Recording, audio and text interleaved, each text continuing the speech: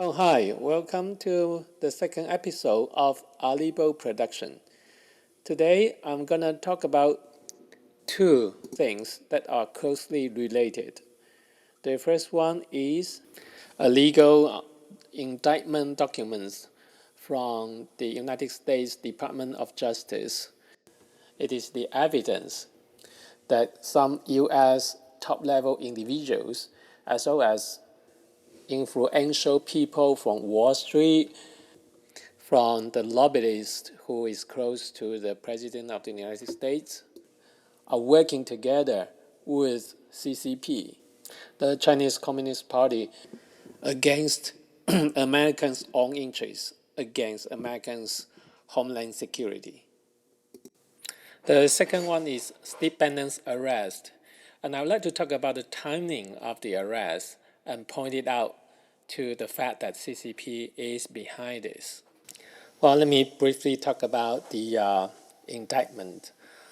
The indictment is against a Hawaiian woman, Nikki Lam Davis. She was accused of illegally lobbying on behalf of foreign interests in the United States.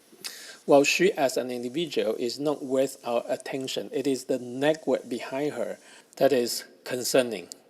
Davis is involved in two separate cases in the indictment. The first one is about the 1MDB scandal, which is related to the convicted former Malaysia Prime Minister. And the second one is about CCP's effort in extraditing Miles Guo. People involved in these cases, besides Davis, are Elliott Broidy, the top fundraiser for Donald Trump's campaign back in 2016. George Higginbotham, a former Department of Justice employee, and Steve Wynn, a real estate business person who owns a few casinos in Las Vegas and who has sought to extend his business in Macau. There are also a bunch of other people involved, including a rapper, singer, a celebrity sort of, and a couple of White House assistants and accountants. Well, the most important person would be Elliott Broidy. Broidy have been accused of lobbying on behalf of foreign interests, such as some Middle Eastern countries, and using his position close to Trump to do all this business in exchange of money. This indictment directly revealed that he's also working on behalf of CCP's interest. Brady, Davis, and the rep senate and other few people were all paid by Jho Low, the Malaysia financier who have become a fugitive and hiding in Macau, protected by CCP right now. Brady were paid for $6 million US, while Davis was paid $1.7 million to lobby Trump in signing a document to extradite Miles Guo back to China. The indictment reveals the details of how Jho Low set up the meeting in Shenzhen between Broidy, Davis, and the CCP minister. The details of the whole case sounds like a 007 movie, or even more than that. I'll post the link below to the indictment on Department of Justice website, and you can check out the details. The attempt to convince Donald Trump to remove Miles Guo was a continuous effort. Broidy, when he got the answer no from the president, he tried to ask the favor of other personnel within White House as assistants and consultants to join force in convincing Donald Trump. Steve Wynn was one of the person that Broidy was asking for help. I'm gonna read you a paragraph from the indictment document.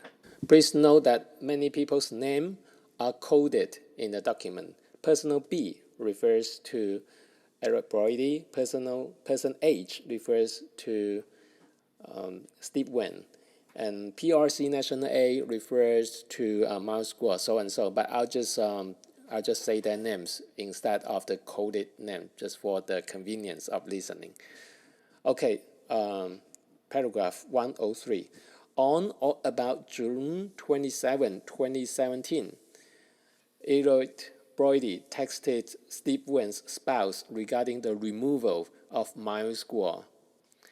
Broidy knew that Stephen Wynn, an internationally successful businessman and frequent contributor to political campaigns with close access to the president, had immediate access to an influence with the president and could be effective in seeking the removal of Miles Guo. I'm gonna skip a few lines. So in a text message sent by Broidy to Steve Wynn, in which he says, I have a number of items I'll be sending to you regarding the fugitive Miles Guo. The first is an Interpol red notice, ... The highly time-sensitive matter is that Miles Guo's visa to stay in the U.S. expires on June 30th. It is critically that his new visa application be immediately denied. He must also be placed on the DHS no-fly list, ... The order would need to come from the very top, as Miles Guo is well connected with former FBI who are on his private security detail. The president of China mentioned to Donald Trump at Mar-a-Lago that he would like to have Miles Guo returned. A minister from China met with me and requested help with regard to Miles Guo, ... He promised to return certain U.S. citizens held hostage by China and would accept a very large number of Chinese illegal immigrants for deportation back to China. Finally, he offered new assistance with regard to North Korea. End quote. In here, the Chinese minister refers to Wang Qishan, the vice president of China. Well, by saying with regard to North Korea, Wang Qishan actually means that China is willing to provide the intelligence of the personal information about North Korean leader Kim Jong-un to the U.S. administration.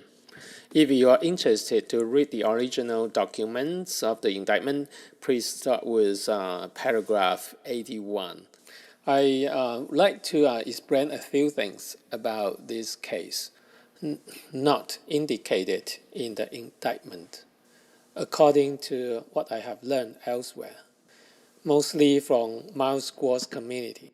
First of all, Jho Low. Jho Low was the key person who connects all these American illegal lobbyists to ex-Prime Minister of Malaysia. He is also the middleman who connects Broidy et al. To the minister of CCP in Shenzhen. The fact about Jho Low is, although he appears to be a Malaysian citizen, he is the son of a very high-ranking CCP top leaders in Beijing. The second thing I want to mention about beyond the indictment was that in 2017, when all these lobbyists to extradite Miles Guo was happening in America, simultaneously CCP have orchestrated a series of efforts to secure Miles Guo's extradition. First of all, CCP, through the proxy, the president of Interpol. Right, you heard it right. The president of Interpol, Mr. Meng Jianzhu. Mr. Meng issued a red notice against Miles Guo.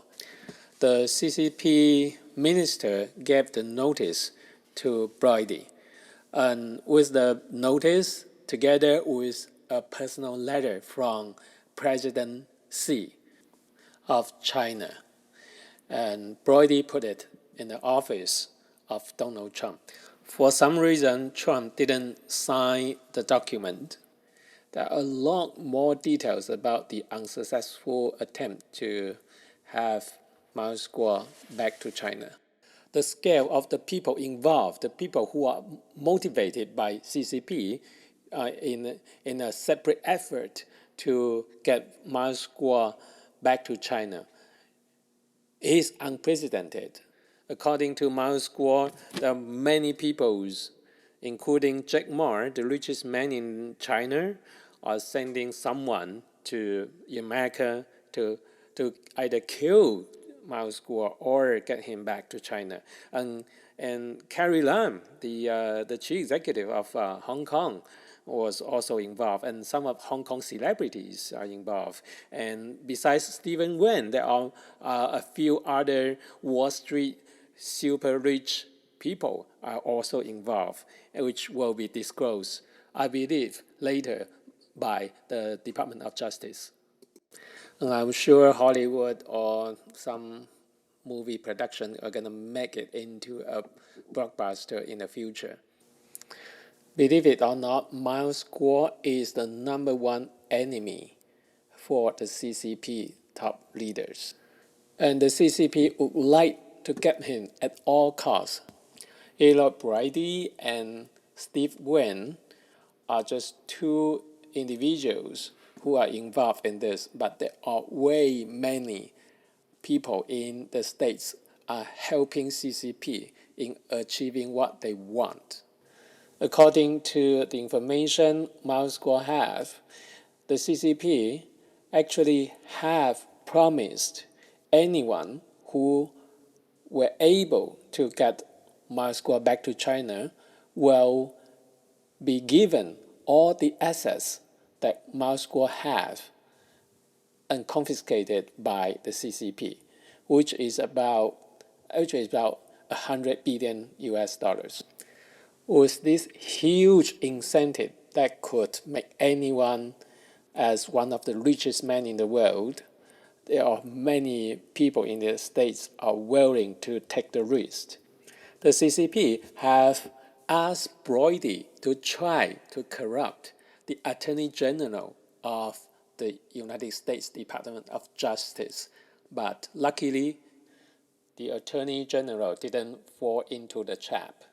But the level of CCP's infiltration is very, very concerning. And using the money, the power they have, they could virtually do anything they want in the United States. Years ago, I remember in Canada, there's an extradition of a Chinese billionaire in exile, Lijun.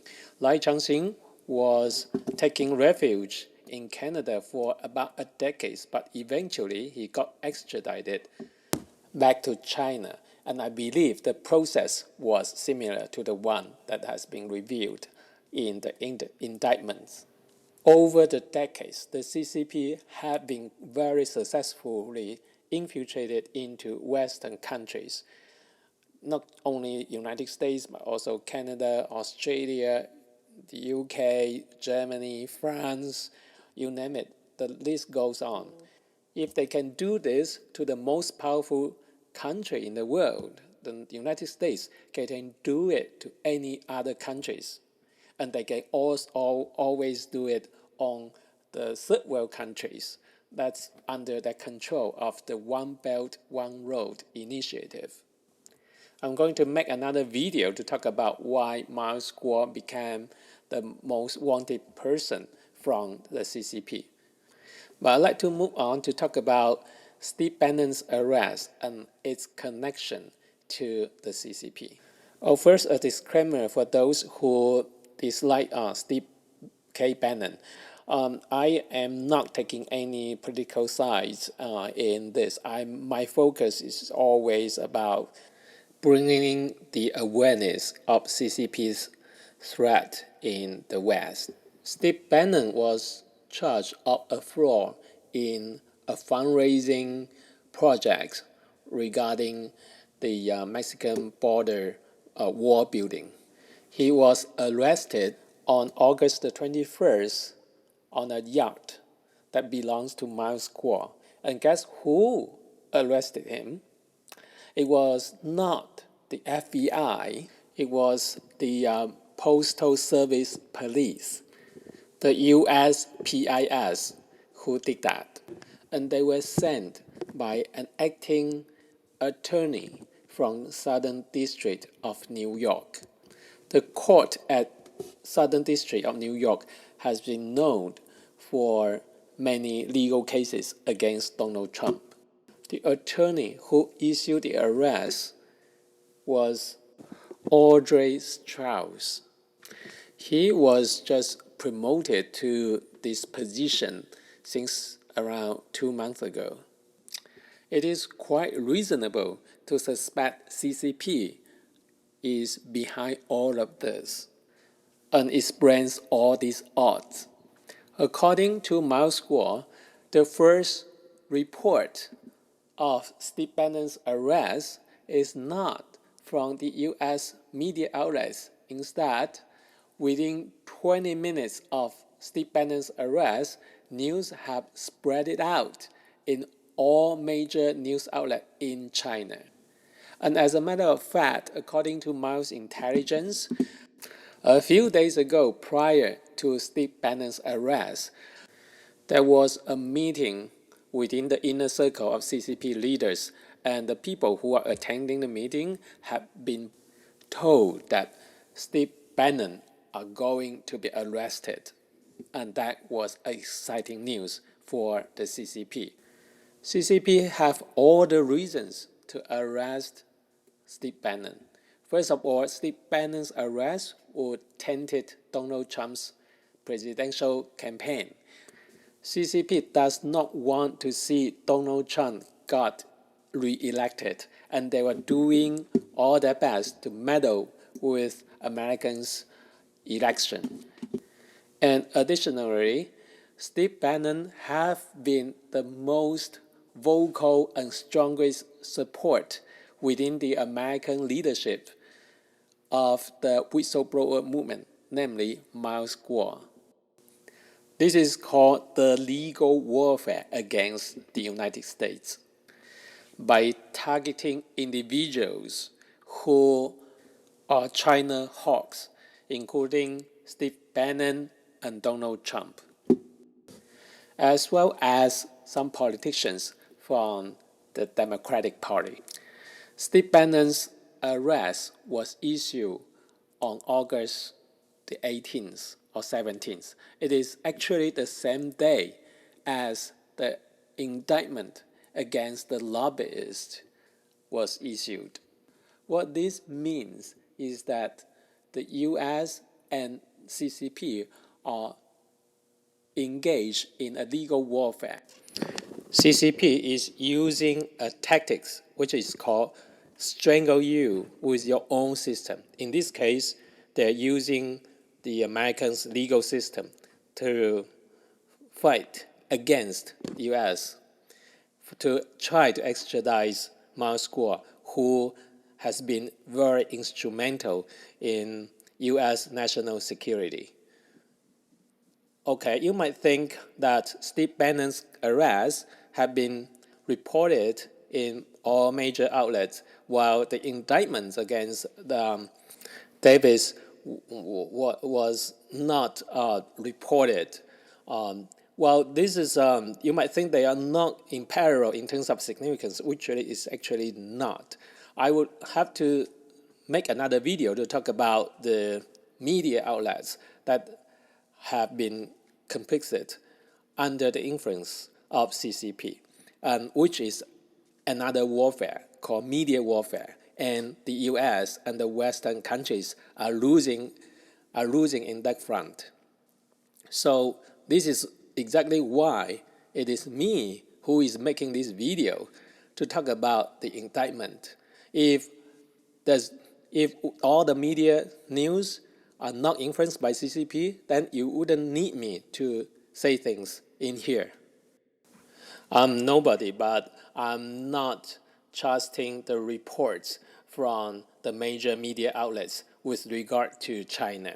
And that's why I've been looking for alternative news sources, and most reliable sources is from Miles Guo himself.